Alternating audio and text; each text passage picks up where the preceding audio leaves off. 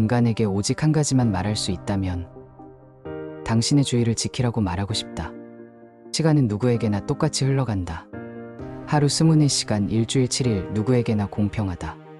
하지만 주의는 다르다. 주의는 무엇을 삶으로 받아들이는지 결정한다. 주의가 향한 곳에 하루가 쌓인다. 그 하루들이 모여 일주일이 되고 한 달이 되고 1년이 된다. 그렇게 쌓인 것들이 정체성이 되고 관계가 되고 결국 운명이 된다. 자본의 세계에서 이자는 원금에 붙는다. 인간의 세계에서 의미의 이자는 주의에 붙는다. 그러니 주의를 잃는 순간 삶의 이자도 잃는다. 핵심은 변하지 않는다. 주의를 지키면 삶이 선명해진다. 일부 주의란 무엇인가? 주의는 단순한 집중력이 아니다. 주의는 세 가지가 합쳐진 것이다. 첫째, 선택이다. 무엇을 볼지, 무엇을 들을지, 무엇을 배울지 고르는 행위다. 눈앞에 수천 가지가 펼쳐져 있어도 하나를 선택해야 한다. 둘째, 집중이다. 선택한 대상을 방해 없이 머무르게 하는 힘이다. 선택만 하고 머물지 못하면 그것은 스쳐 지나가는 것에 불과하다. 셋째, 해석이다. 본 것을 의미로 바꾸고 기억에 새기는 과정이다. 같은 것을 봐도 어떻게 해석하느냐에 따라 완전히 다른 기억이 된다. 이 세 가지가 합쳐질 때 경험은 흘러가는 정보가 아니라 나를 만드는 기억이 된다. 그래서 주의는 곧 정체성의 편집권이다. 오늘 무엇에 주의를 주었는지의 목록이 내일을 만든다. 오늘 본 것, 들은 것, 생각한 것이 모여서 일주일 후, 한 달 후, 1년 후의 자신이 된다. 2부, 왜 주의가 전부를 좌우하는가? 삶의 가치는 단순히 시간의 양이 아니다. 삶의 가치는 시간 곱하기 의미다. 의미는 외부에서 자동으로 주어지지 않는다. 의미는 주의가 개입할 때 탄생한다. 예를 들어보자. 같은 한 시간이라도 무심하게 스크롤만 하면 그 시간은 사라진다. 하지만 의도를 가지고 관찰하면 그 시간은 안에 남는다. 습관적으로 잘 지내? 잘 지내만 주고받으면 관계는 메마른다. 하지만 깊이 들으면, 진짜로 상대의 말에 귀 기울이면 관계는 연결된다. 일도 그렇다. 이것저것 동시에 하면서 산만하게 일하면 티로만 남는다. 하지만 하나에 집중해서 깊게 일하면 능력이 쌓인다. 이 쌓임은 단순히 더하기가 아니다. 이것은 복리처럼 일어난다. 어제 주의 깊게 배운 것이 오늘의 학습 속도를 높인다. 오늘 깊게 생각한 것이 내일의 선택을 더 나아지게 만든다. 그리고 이것이 반복되면 기하급수적으로 차이가 벌어진다. 1년 후를 상상해보자. 매일 산만하게 살았을 때와 매일 한 가지라도 깊게 살았을 때 그 차이는 365배가 아니다. 훨씬 더 크다. 주의의 복리는 결국 운명의 복리다. 3부, 주의를 노리는 힘들. 주의는 공짜가 아니다. 시장에서 주의는 곧 돈이다. 그래서 수많은 힘들이 주의를 가져가려고 한다. 첫 번째 힘은 분노다. 분노는 클릭을 만들어낸다. 강한 감정, 특히 분노와 공포는 사람들의 손가락을 움직이게 만든다. 복잡한 세상을 단순한 적과 아군으로 나눠버린다. 두 번째 힘은 예측할 수 없는 보상이다. 도파민 루프라고 한다. 다음 스와이프에 더 재밌는 게 있지 않을까? 다음 영상은 더 재밌지 않을까? 이 생각이 끊임없이 붙잡는다. 마치 슬롯머신처럼 가끔씩 재밌는 게 나오니까 계속 시도하게 된다. 세 번째 힘은 무한 스크롤과 알림이다. 끝이 없다. 생각할 틈을 주지 않는다. 의도가 생기기도 전에 손가락이 먼저 움직인다. 이들은 생각을 빼앗는 기술이 아니다. 이들은 생각하기 이전을 낚아채는 기술이다. 생각하기도 전에 이미 반응하게 만드는 기술이다. 그래서 의지만으로는 부족하다. 환경을 설계해야 한다. 구조를 바꿔야 한다. 사부, 하루 1440분의 배분. 하루는 24시간 1440분이다. 주의는 예산처럼 배분해야 한다. 먼저 아침 3분을 투자한다. 종이에 큰 글씨로 쓴다. 오늘의 의도를 한 문장으로 쓴다. 예를 들면 이런 것이다. 오늘은 깊게 듣겠다. 오늘은 핵심 한 가지를 끝낸다. 오늘은 사랑하는 사람에게 집중한다. 그 다음 진짜로 해낼 일을 세 가지만 정한다. 많으면 안 된다. 세 가지만 진짜로 한다. 그리고 주의 금지 구역을 정한다. 예를 들어 12시 이전에는 SNS 보지 않기, 점심 먹기 전에는 뉴스 보지 않기. 이런 식으로 명확하게 선을 긋는다. 다음으로 90분 깊게 일하는 시간을 하루에 2번 만든다. 가능하면 오전에 1번, 오후에 한 번이다. 브라우저 탭은 하나만 열어둔다. 휴대폰은 다른 방에 둔다. 문을 닫고 세상과 단절한다. 90분만 깊게 들어간다. 그리고 30분은 우연을 위한 시간으로 남겨둔다.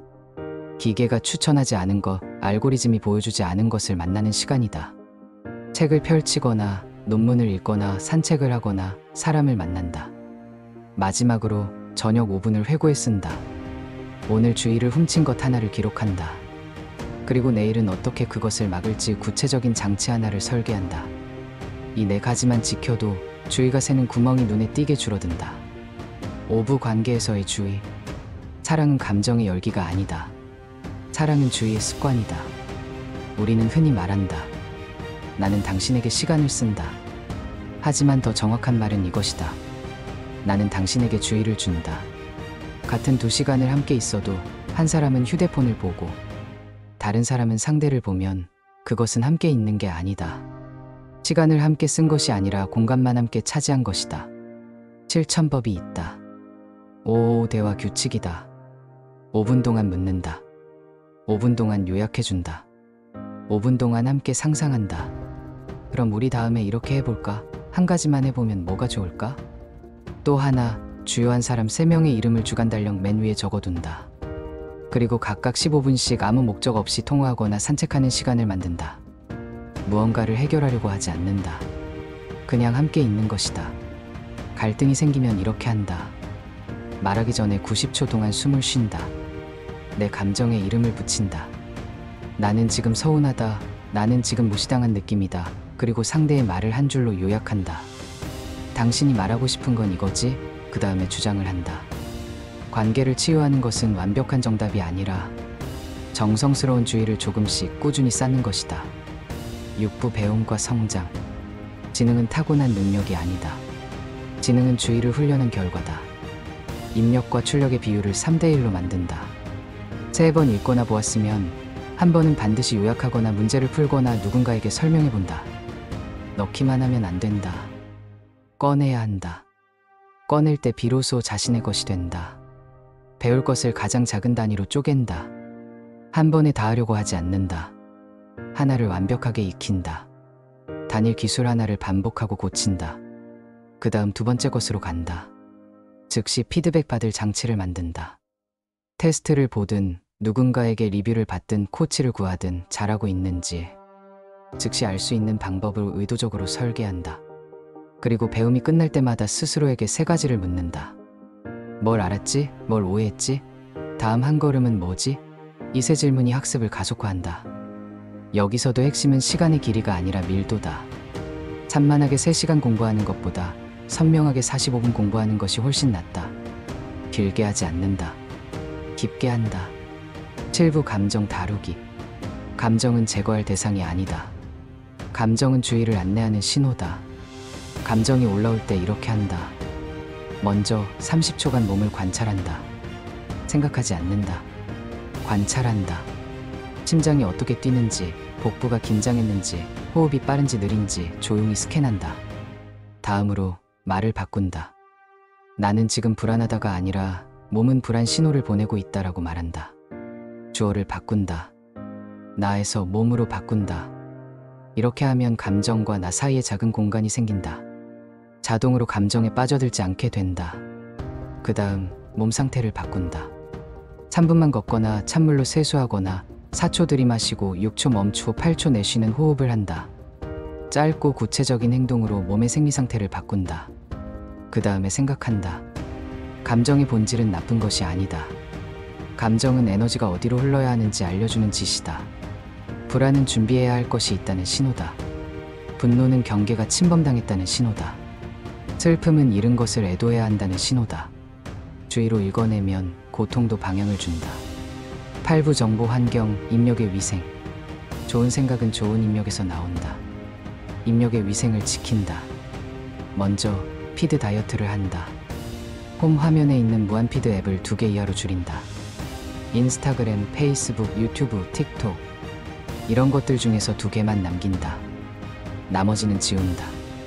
지우지 못하겠으면 폴더 깊숙이 넣는다.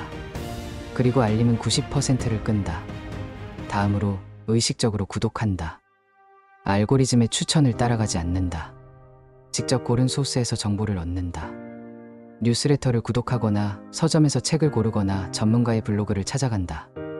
일주일에 한 번은 낯섦을 할당한다. 전혀 다른 분야의 강연을 듣거나 논문을 읽거나 전시를 본다. 새로운 연결이 창의성의 원천이다. 같은 것만 보면 생각도 같은 곳을 맴돈다. 강한 감정이 올라오는 콘텐츠를 만나면 10초 멈춘다.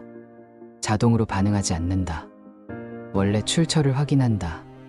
그리고 반대 의견도 한번 찾아본다. 그 다음에 판단한다. 생각이 스스로 생긴 것처럼 느껴질수록 실제로는 누군가가 그렇게 설계했을 가능성이 크다. 그래서 입력을 스스로 설계해야 한다. 구부 일과 성과, 구조가 의지를 이긴다. 성과는 재능의 문제가 아니다. 성과는 주의를 얼마나 잃지 않았느냐의 문제다. 시작에 마찰을 낮춘다. 작업 폴더를 미리 열어둔다. 템플릿을 준비해둔다. 전날 밤에 내일 첫 번째 클릭은 어딘가를 결정한다. 아침에 뭘 할까 고민하지 않는다. 일어나서 바로 시작할 수 있게 만든다. 환경을 봉인한다. 노이즈 캔슬링 헤드폰을 쓴다. 한 화면만 켠다. 브라우저 탭은 하나만 연다. 전체 화면 모드로 작업한다. 세상을 차단한다. 리듬을 만든다. 50분에서 90분 동안 집중한다. 그리고 10분에서 20분 동안 완전히 쉰다. 뇌도 근육과 같다. 회복을 먹고 자란다. 쉬지 않고 계속하면 결국 무너진다. 끝났다의 정의를 미리 적는다. 막연하게 오늘은 이거 해야지가 아니라 이 문단까지 쓰면 끝, 이 함수까지 구현하면 끝, 이 페이지까지 읽으면 끝처럼 명확하게 정한다. 끝의 경계가 선명할수록 피로가 덜 남는다. 산만함은 인내로 이기는 게 아니다. 산만함은 구조로 이긴다. 주의는 의지의 문제가 아니라 인프라의 문제다. 지부 공동체와 윤리. 사회는 분노를 거래하는 시장을 만들었다. 분노는 빠르게 사람들을 모은다. 하지만 천천히 파괴한다. 공동체가 버틸 힘은 사실과 맥락에 주의를 주는 습관에서 나온다. 주장보다 근거에 주의를 준다. 링크를 확인한다. 데이터를 본다. 정확한 인용인지 확인한다. 내 편도 비판하는 연습을 한다. 내가 동의하는 주장이라도 한 가지 약점을 찾아본다. 이 주장의 문제는 뭘까? 이게 틀릴 수도 있을까? 스스로에게 묻는다. 상대의 가장 강한 버전과 싸운다. 허수아비를 때리지 않는다. 상대가 말하지 않은 약한 주장을 만들어서 공격하지 않는다. 상대의 가장 강한 주장을 설정하고 그것에 답한다. 주의의 윤리는 곧 시민의 윤리다. 무엇에 분노하고 무엇에 침묵하는가? 어떤 것은 끝까지 따지고 어떤 것은 눈 감아주는가? 그 선택이 곧 정치다. 11부 몸, 자연, 그리고 한계. 하루 20분은 햇빛을 쬐다. 30분은 걷는다. 단백질을 챙기고 물을 마신다. 너무 당연해서 무시하기 쉽다. 하지만 몸이 망가지면 주의가 흐려진다. 아무리 좋은 생각도 피곤한 몸에서는 나오지 않는다. 자연을 만난다. 초록을 보고 바람을 듣는 시간은 쓸모없는 게 아니다.